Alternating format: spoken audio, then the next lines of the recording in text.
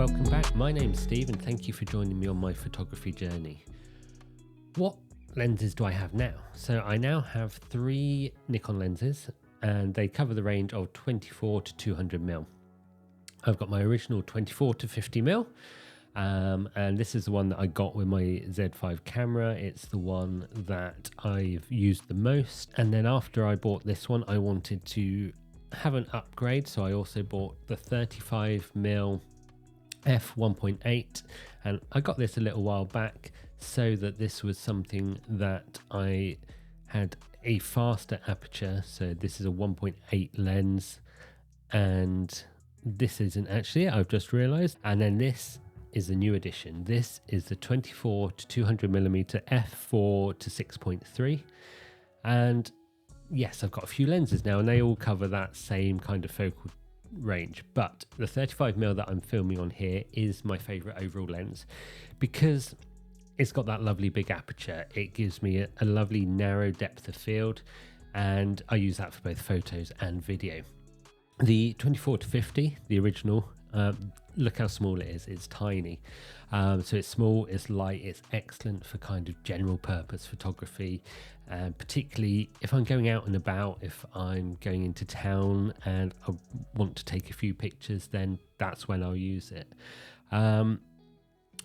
With those 2 lenses, I thought I had most things covered, but actually there was one situation that I didn't have, and this was a kind of a telephoto, or what people refer to as a zoom lens, and it's that longer focal length. It's the 200mm that this goes to.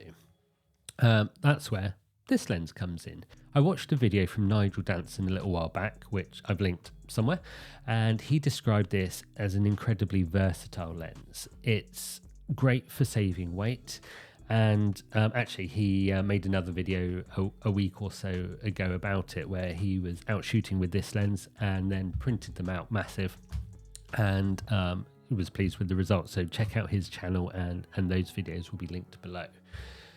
So just like the 35mm, I got this from mpb.com, who they're basically an online store for buying and selling photo video gear. I've got nothing but praise for them. Certainly not sponsored or anything, but that's where I bought these lenses from, and they have been excellent in terms of service, the quality and the prices, so I would definitely recommend them. It saved me a fortune compared to buying them brand new, and you can see the individual product on the website, and you can see what accessories it's got with it, because like this 24 to 200 came with the lens hood, which is always useful as well. I like shooting with those on to kind of protect the lens from the sun a bit. This is one that I added to my basket a few weeks ago, took it out, added it back in, and I was wondering whether I could actually justify it. I did want it because I needed that longer focal length so that I could pick out details and things. But could I justify it? Because I don't make any money from this, so could I afford it? And I was actually listening to a podcast called The Enthusiasm Project, and this is from a chap called Tom Buck, who again links below. Great YouTube channel and a great podcast. And one of the points that he was making was that hobbies don't really need to balance the books. You don't need to be able to justify, I will make this much money back in the next 6 months, therefore I can buy it. And if you can afford it, and it will add something to you, you'll enjoy using it, you'll have fun with it, it will help you do something creative, then why not, if you can afford it?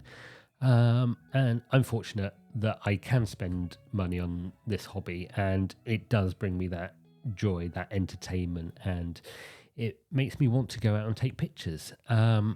So I listened to that and I bought it. So thanks, Tom, for that. And of course, I'm at heart a 10-year-old boy, so I wasn't patiently waiting for the delivery. I was checking my emails. I was tracking the van as it was coming around, and then it arrived. And of course, I came straight up here and unboxed it and recorded myself while I was doing it. Today I have something to show you. This is my new 24-200mm lens, so let's open it together, and then the rest of this video is going to be me using it for the first time, taking it out and about with me, and looking at the quality of it, some pictures I'm taking with it, and just my journey with getting a new lens. So first of all, I bought this from mpb.com. I ordered this 2 days ago and it's arrived now, and I'm looking forward to opening it.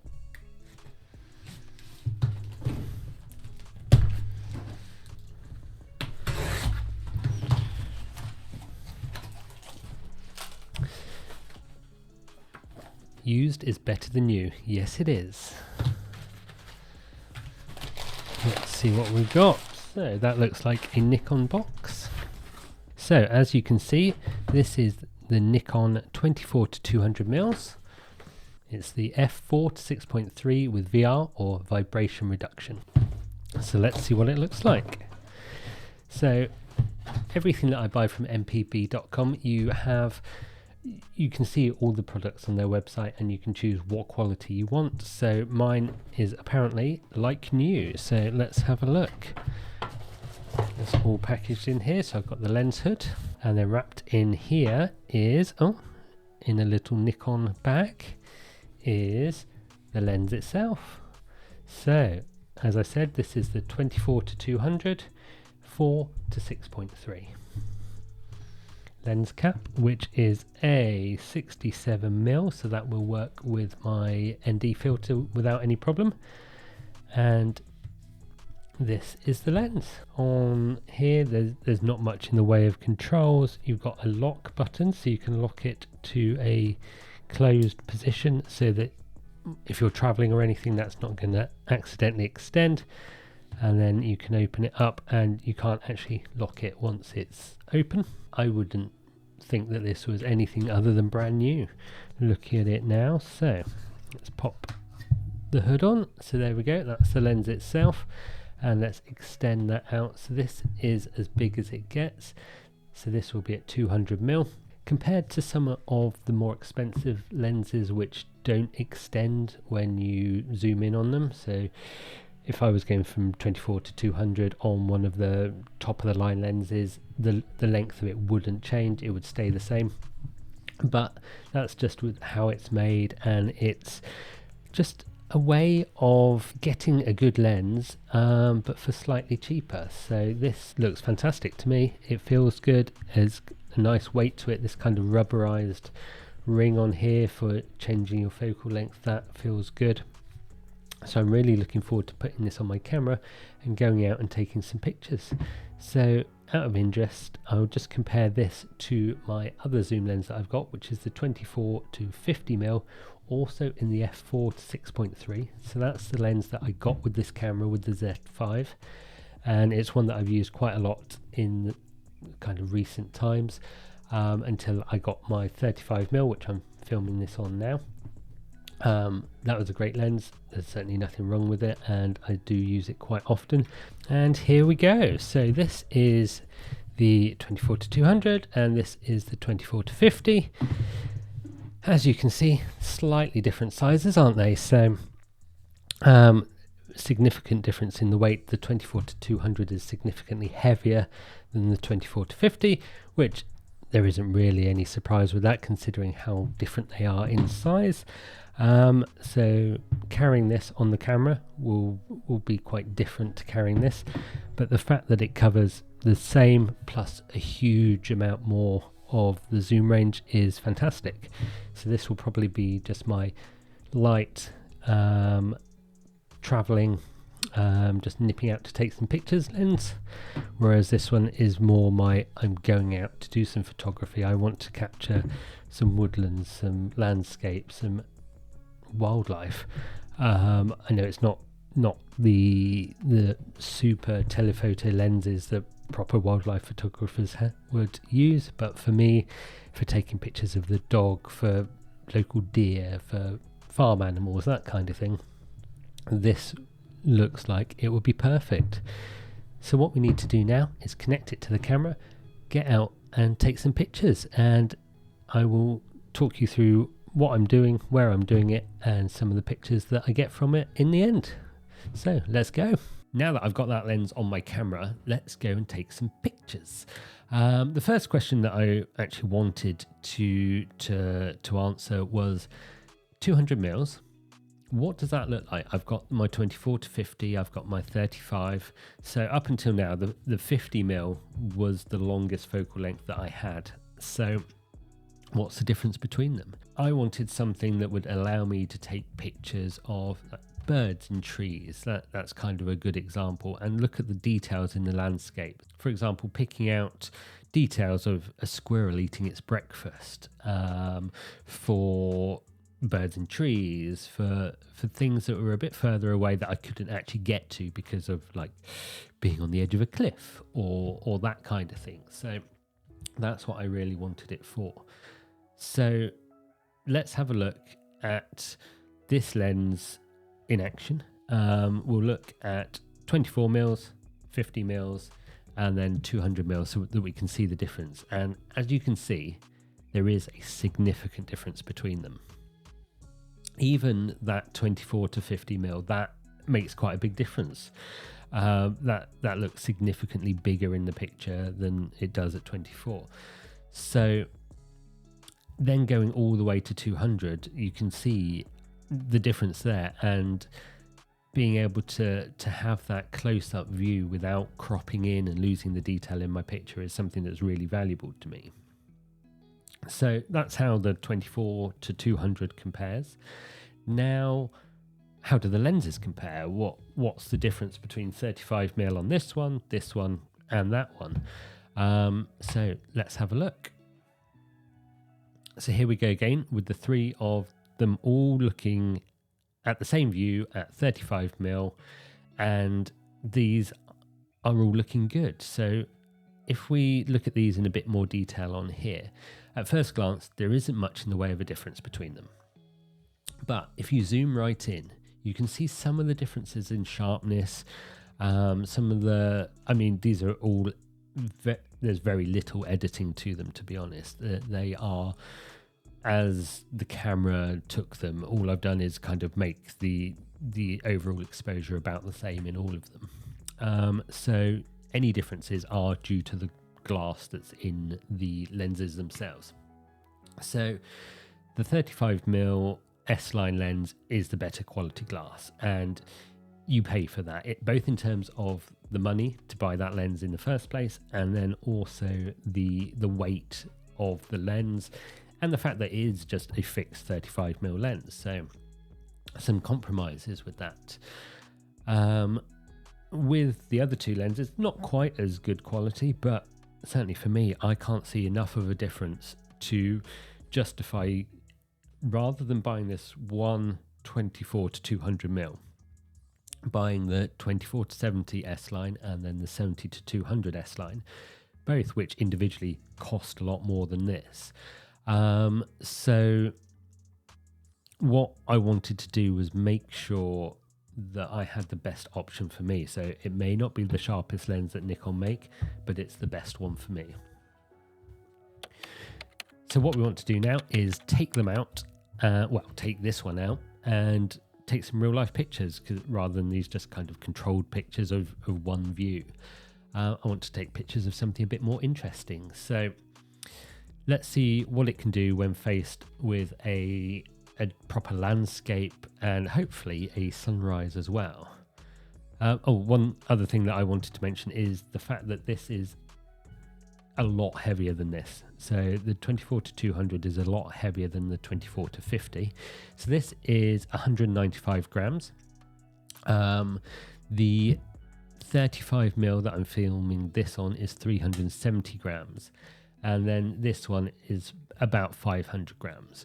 So there's quite a big difference, but it's not too heavy to carry around with me. So just have a quick look on the Nikon website. It's significantly lighter than those S-line lenses that I mentioned just now. So like I said, this one's 570, I think, for this one. The 70 to 200 S-line lens is about 3 times as heavy as that.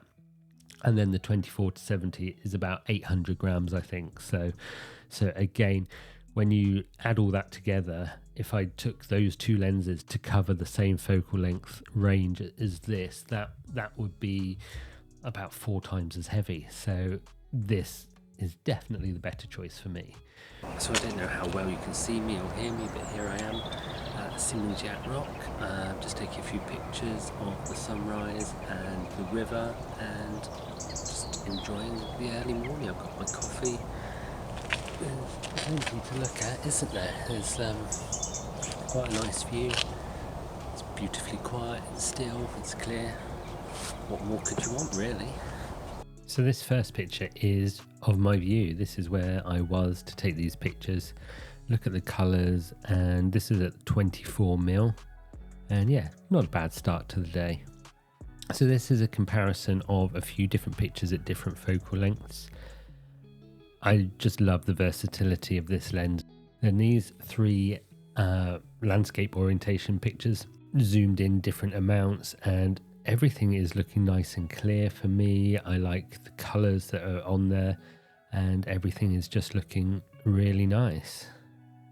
So very pleased with this lens. And this is where I was. So looking around over this valley with the river twisting and turning around, the sun rising up over the hills in the distance. And that's where I was stood, capturing as much as I could. I love the aeroplane trails in the sky and just how peaceful and quiet it is. It's birds singing, and that's about it really. So in conclusion, all of these lenses offer me something different. I've got these 3 lenses now, so I don't think I'll be buying anything else for the foreseeable future. The next thing I probably want is a wider lens. So I know Nikon make a 14-24mm, so that might be something to look at in the future, but certainly not now. The 24mm is absolutely fine for what I do and how I take my photos. And I think going forward, for the foreseeable future, this 24-200 is going to be my most used, purely because it's so versatile. It's about the same size as the 35mm, but because it can do that whole range and it is sharp enough for me, it is incredibly versatile. The 35mm will be for situations when I want that narrow depth of field, like these videos, for example.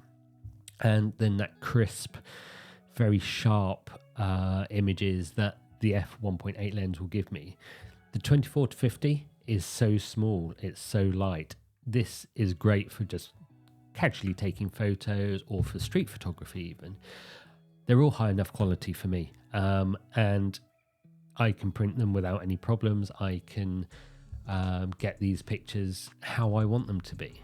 So yeah, that's the introduction to my lenses. And if you've got any comments, suggestions, anything like that, don't forget to leave them below. But other than that, thank you for watching. Don't forget to like, comment and subscribe, and I'll see you again next week on my photography journey. So have a great week. Bye.